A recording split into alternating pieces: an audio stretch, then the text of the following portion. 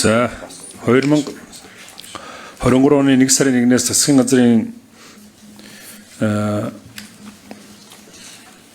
хяналт хэрэгжүүлэх газрыг байгуулж энэ хүрээнд ялангуяа одоо засгийн газрын яам, агентлаг, аймаг нийслэлийн засаг дарга, түүний албан тушаалтнууд, төрийн өмчийн болон орон нутгийн өмчийн газруудын албан тушаалтнуудтай холбоотой хэн шалгалтыг ялангуяа одоо дарга нарт зориулсан, дарга нарыг шалгадаг ийм одоо агентлагийг байгуулсан. Тэгээ энэ бол одоо бүр тусгайлан хууль болж орж ирсэн байгаа. Тэгээ энэ одоо засгийн газар дахь хяналтын тухай хуульд өөрчлөлт оруулах замаар энийг хийсэн. Гэвч одоо энэ хяналтын газрыг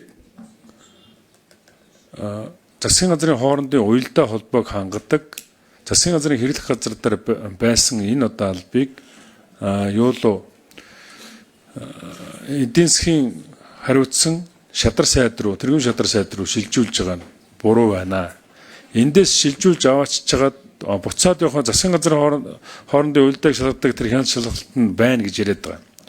Тэгэхээр энийг ингээд шилжүүлж аваачаад тэргүүн шадар сайд дээр аваачна гэдэг бол цаашдаа мэргэжлийн хяналт гэдэг одоо манай ард иргэдийн бүр ясын нэгнүүлдэг иргэд аж ахуйн нэгжүүдийн бүр өстө нэг бүр зовлонг нь юу яадаг байсан тэр мэргэжлийн хяналтыг л байгуулах гэж байгаа юм байна. Тэгээд энэ дээр бол учрал энэ бол хэрэггүй танд. Учрал дээр очих юм байна. Тэ чам дээр бол харандаг болж ирнэ. Тийм учраас энэ одоо энэ юуг засгийн газрын хэрэглэх газар дээр нь хэвээр нь үлдээх зарчмын зөрүүтэй санал гаргасан. Тэгтэр яв энэ асуудлыг энэ миний гаргасан саналыг яг хуучнаар нь буюу одоо засгийн газрын хяналтын тухай хуулийн дагуу засгийн газрын хэрэглэх газар дээр нь одоо байлах талаар санал хураалт саналыг дэмжиж өгч өнөө өгсөн ийм одоо өсөлттэй байна.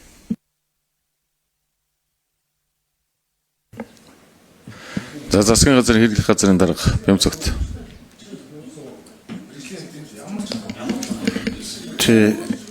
За пүрүүдэр шинэ гаргасан санал дээр бас нэг тайлбар хэлчихье. Мэргэжлийн хяналтын ерхий газар гэдэг үндсэндээ бол бүх одоо салбарын үйл ажиллагаанд хяналт тавьдаг нэгдсэн бүтцтэй зохион байгуулалт 20 жил үйл ажиллагаа явуулж ирсэн. За үүнийг татан болгоод одоо салбарын яамдад одоо хяналтууд өгсөн байгаа. Үүнийг одоо зөв байсан уу, буруу байсан уу, дүн гарч ийн үү гарахгүй байна гэдэг бас эргэж нэг мониторинг хийж дахиж нэг ярих шаардлагатай. Энэ бол зайлшгүй ярих шаардлагатай нэг асуудал байгаа. За одоо энэ хяналт хэрэгжүүлэх ерөнхий газрын чиг үүрэг бол мэргэжлийн хяналт ерөнхий газрын чиг үүрэгт огт холбоогүй. Энэ бол засгийн газрын бодлого шийдвэр, улсын хурлаас баталсан хууль тогтоомжийн шийдвэр. Энэ бүгдийг л одоо хэрэгжүүлэхэд шаардлагатай юм аа. Тэгээд хөгжлийн бодлого төлөвлөлтийн тухай хуулийг Монгол Улсын их хурл баталсан. За үүний дагуу бас ингээд улсын их хурлаар баталдаг бодлогын бичиг баримтууд, хуулиуд үүнийг одоо өөрөөр хэлэх юм засгийн газрын үйл ажиллагааны хөтөлбөр 5 жилийн үндсэн чиглэл, жилийн төлөвлөгөө, жилийн төсөв гэдэг одоо энэ бодлогын бичиг баримтуудыг улсын их хурл баталдаг. Үүнийг боловсруулах ажлыг эдийн засгийн хөгжлийн яам хариуцдаг. Бодлого тодорхойлох, боловсруулах. За энэ хүрээнд эдийн засгийн хөгжлийн яам өөрөө бодлогоо төлөвлөж тодорхойлцоод түүнийхээ хэрэгжилтнэр хяналт тавих функцийг нь эдийн засгийн хөгжлийн яам руу шилжүүлж байгаа. Одоо хяналт хэрэгжүүлэх үндэсний арга татан богцсонтой холбоотойгоор.